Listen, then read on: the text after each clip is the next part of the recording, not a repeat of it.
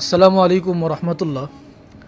সম্মানিত দর্শক শ্রোতা, আপনাদেরকে স্বাগত জানাচ্ছি আমাদের আরেকটি নতুন ভিডিওতে। আজকে আপনাদেরকে আমরা নিয়ে যাব ঐতিহাসিক জাবালে শেফা, যেটা ঐতিহাসিক তায়েফ শহরে অবস্থিত। আমরা জানি রাসূল সাল্লাল্লাহু আলাইহি ওয়াসাল্লাম মক্কা শহরে দীর্ঘদিন দিনের দাওয়াত দেওয়ার পরও যখন কাফিরদের বড় একটা অংশ তার দাওয়াতে সাড়া দিচ্ছিল না, এবং এর মধ্যে রাসূল সাল্লাল্লাহু আলাইহি ওয়াসাল্লামের প্রিয় চাচা যান আবু তালেব তিনি ইন্তেকাল করেন। তো রাসূল সাল্লাল্লাহু আলাইহি ওয়াসাল্লাম তখন চিন্তা করলেন যে মক্কাবাসী যখন দিনের দাওয়াতে সাড়া দিচ্ছে না, মক্কার বাইরে গিয়ে একটু দাওয়াত দেওয়া দরকার। রাসূল সাল্লাল্লাহু আলাইহি ওয়াসাল্লাম তার প্রিয় সাহাবী যায়েদ ইবনে হারিসা রাদিয়াল্লাহু তাআলা আনহুকে নিয়ে তায়েফের দিকে গেলেন। তায়েফে গিয়ে রাসূল সাল্লাল্লাহু আলাইহি ওয়াসাল্লাম দিনের দাওয়াত দিলেন, কিন্তু তায়েফবাসী তার সাড়া দিল না। উপরন্তু তারা রাসূল সাল্লাল্লাহু আলাইহি ওয়াসাল্লামের উপর অনেক আঘাত করে, আঘাতে আঘাতে রাসূল সাল্লাল্লাহু আলাইহি ওয়াসাল্লামকে জর্জরিত করে। সেই রাসূল সাল্লাল্লাহু আলাইহি ওয়াসাল্লামের দিনের দাওয়াতের স্মৃতি ঘেরা তায়েফ নগরী। তায়েফ নগরীতে আমরা গতবার এসেছিলাম, তায়েফ নিয়ে আমাদের ভিডিও করা আছে, আপনারা দেখেছেন। এবং এমন এমন কিছু জায়গা সেখানে দেখানো হয়েছে যেগুলো সাধারণত দেখানো হয় না। তো এবারও আমরা আমাদের ওমরা কাফেলা হাজী সাহেবদেরকে নিয়ে তায়েফ শহরে এসেছি। তায়েফ শহরে আসার পর আমরা হাজী সাহেবদেরকে অতিরিক্ত একটু ভালো লাগা তাদেরকে দেওয়ার জন্য নতুন যে জায়গায় আজকে তাদেরকে নিয়ে যাচ্ছি সেটা হলো তায়েফের বিখ্যাত জাবালে শেফা, অর্থাৎ শেফা পাহাড়।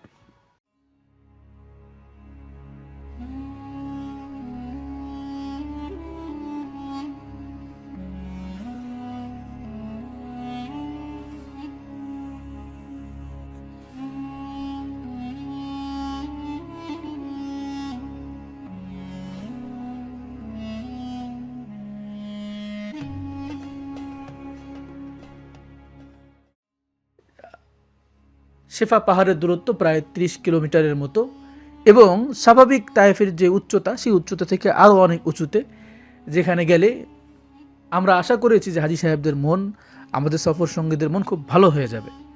তো চলুন আপনাদেরকেও আমরা নিয়ে যাব আজকে সেই জাবালে শেফা পাহাড়ে।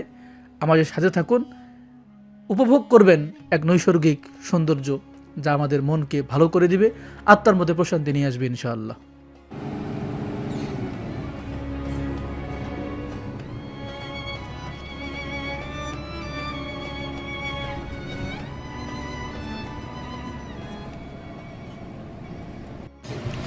সুপ্রিয় শ্রোতা, অবশেষে আমরা চলে এসেছি সেই বিখ্যাত জাবালে শেফার উপরে, যেখানে এখন একটা বিনোদন কেন্দ্র আছে।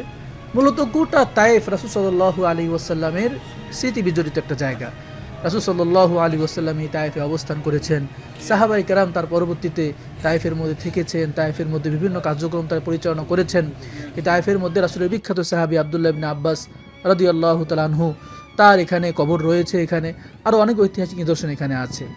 আমরা যে পাহাড়ের মধ্যে আছি অনেক উঁচুতে, এখানে বলা চলে মেঘের উপর বা মেঘের ভেতরে এই পাহাড়। এখানে গেলেই ঠান্ডা মেঘের যে শীতল আবহ এখানে বিরাজ করে, শরীরের মধ্যে তন মনে অনুভব করা যায়। বড় ভাই, কেমন লাগতেছে বলেন?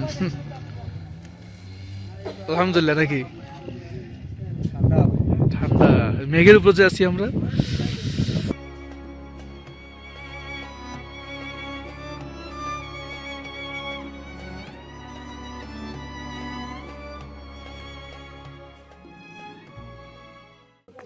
আরিফুল ভাই, কেমন লাগতেছে বলেন? আলহামদুলিল্লাহ। নাকি মাশাআল্লাহ।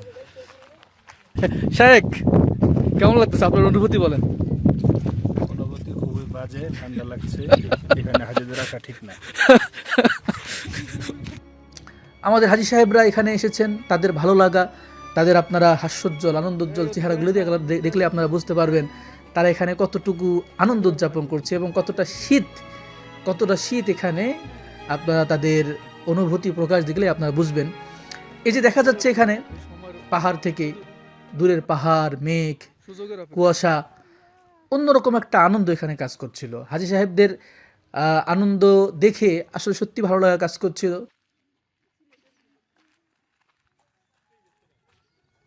এখানে যারা আসবেন আপনারা তাইফ যখন আসবেন ড্রাইভারের সাথে একটু আগেভাগে কন্ট্যাক্ট করে নেবেন যে আমরা তাইফ থেকে জাবালে শিফায় যাব, সেখানে আমাদেরকে নিয়ে যেতে হবে, অতিরিক্ত কিছু টাকা হয়তো তারা নেবেন, সেই হিসেবে তাদের সাথে কন্ট্যাক্ট করে এখানে আসতে পারেন। আপনারা যখন আসবেন এখানে উপভোগ করার মতো অনেক কিছুই আছে। এখানে হোটেল আছে, এখানে চায়ের ব্যবস্থা আছে, এখানে আপনার একটু বিনোদন নেওয়ার জন্য উটের ব্যবস্থা আছে, ঘোরার। এখানে যারা আছে যারা ম্যাক্সিমাম বাঙালি, অর্থাৎ যারা এখানে উট বা বিভিন্ন রাইডগুলো যারা ভাড়া দিয়ে থাকেন বা যারা পরিচালনা করেন তাদের বেশিরভাগই বাঙালি। এই জন্য আপনারা যখন যাবেন টেনশনের কিছু নেই, আপনারা তাদের সাথে কথা বলে আপনারা এগুলো ব্যবহার করতে পারেন। এগুলো জনপ্রতি 10 রিয়াল করে নেয়, তাদের সাথে এভাবেই কথা বললে হয়। জনপ্রতি 10 রিয়াল, যদি তারা কখনো ছাড় দেয় তো দিল, না হলে জনপ্রতি 10 রিয়াল করে আপনারা এই উটগুলো উঠতে পারেন।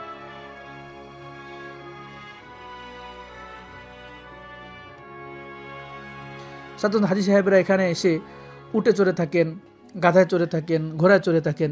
এখানের উটগুলো সুন্দর রকম হাওদা, এখানে পালকি যেটা সিস্টেম করা আছে। অন্য জায়গায় আমরা জিন পাহাড়ে যখন গিয়েছি সেখানে আমরা ওই রকম হাওদা দেখিনি, স্বাভাবিক উট দেখেছি। এই জন্য এবার আমি জিন পাহাড়ে যখন হাজি সাহেবদেরকে নিয়ে গিয়েছি তাদেরকে অনুৎসাহিত করেছি যে এখানে উঠিয়েন না, আপনারা যখন জাবালে শিফায় আপনাদেরকে নিয়ে যাব আপনারা সেখানে উঠিয়েন। তো আলহামদুলিল্লাহ এখানে উটগুলোর হাওদাগুলো খুব সুন্দর, দেখেই উঠতে ইচ্ছা করে। রাসূল সাল্লাল্লাহু আলাইহি ওয়াসাল্লাম এবং সাহাবায়ে কেরাম তারা দীর্ঘ যাত্রায় উটের পিঠে উঠে করতেন। উটকে বলা হয় মরুর জাহাজ বলা হয়, যে মরুতে পা ফেলা খুব মুশকিল, সে উট সেখানে তীব্র বেগে অনেক সময় ছোটে। তো আমাদের হাজি সাহেবরা এবং আমিও প্লাস আমার মিসেস সহ আমরা গিয়েছিলাম। আমরা দুজনেই উটের পিঠে উঠেছি।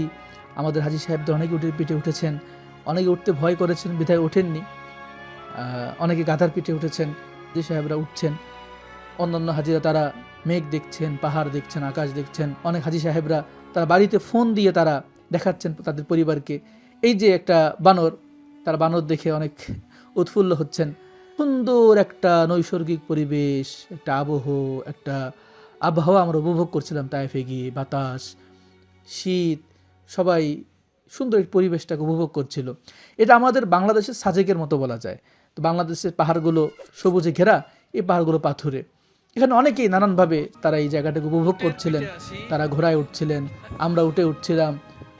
ঘোড়া, এই যে ঘোড়া দেখছেন আপনারা, ঘোড়া হলো আরবীয় আভিজাত্যের একটা প্রতীক।